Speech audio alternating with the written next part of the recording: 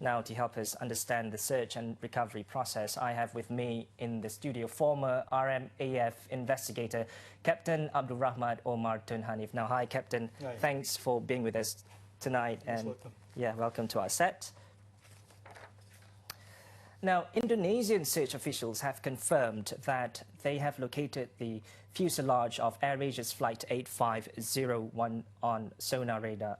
It was reported yesterday that the plane's body was upside down on the seafloor. Can you explain to us how an Airbus of this magnitude could have ended turtle at the bottom of the sea? The initial findings based on the orientation of the aircraft, which is now upside down at the bottom of the sea, indicates that it probably have gone into a spin, an uncontrollable one, that they never recovered from and landed on the surface intact before sinking. This shows that the aircraft may have gone into a dynamic stall. When aircraft goes into a turbulence, what they normally do, the pilots do, is they slow down the aircraft to what we call the turbulence penetration speed. Okay, that is to reduce damage to the airframe and to lessen the bumps.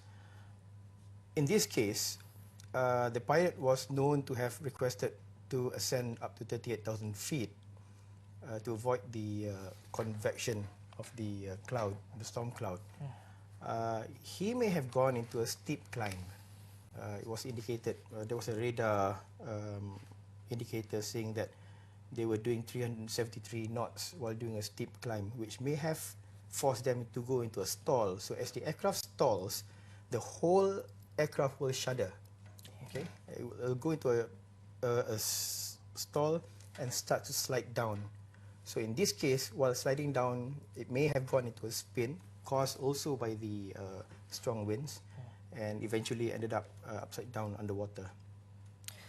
Now, among the pieces of debris found was an emergency exit and a life raft. Early forensic investigation also revealed that one of the victims died 3 days ago.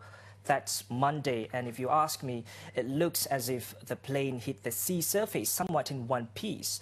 And some of those on board at the time of impact may have been trying to evacuate the plane. What's your take on this? It could also mean that they knew that they were crashing, so most might have reached for their life vest and put them on before the crash actually happened. For the door and the evacuation slide, which not in a normal crash will eventually become the life raft, it's powered by explosive carbon dioxide. It may have been activated upon impact because the plane was upside down. I don't see anyone possibly reaching for the handle to open it up.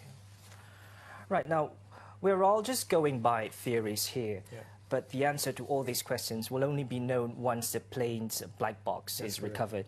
Now, can you describe to us the position of the black box on a plane?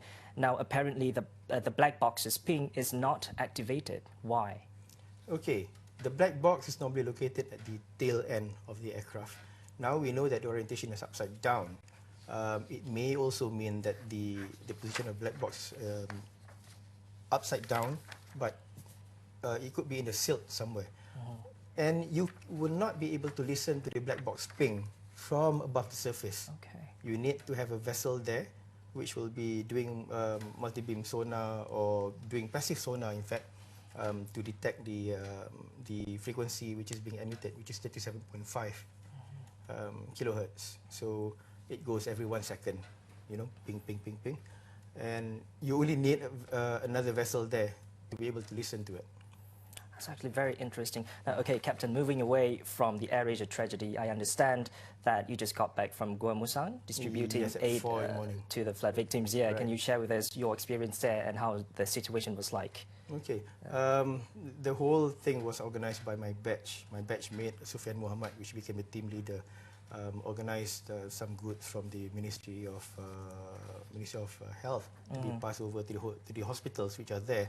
And we also got some doctor friends who contributed some medicine, friends who contributed lots of food stuff and all that to be passed over. The the challenges that we face there, number one, is because there's no electricity between Gua Musang all the way to Kuala Krai. Okay, if there is, the towns are being rationed. So after midnight, there's no electricity whatsoever. So there is no phone communication. Mobile phone communication is out. Even landlines are out. Some victims, flood victims, are actually in pockets where they were unreachable. We had to send out teams. We had to hook up with other NGOs who have four-wheel drives to send out to places that are actually, waist deep in mud, to pass food to them. We passed by an area near Laloh where some flood victims will just hang out by the roadsides waiting for food to be handed out to them. So in this manner, I would like also to advise anyone going up to Gua Musang and all that to bring things which can be eaten quickly, like buns, bread, or sardines in cans which you can just pop open without having to cook, because these are, some of them have not eaten for about 3-4 days because of the the way they're being isolated. All right, thank you very much once again for joining us tonight, Captain, and we really appreciate it. Thank you so much. Most welcome. All right.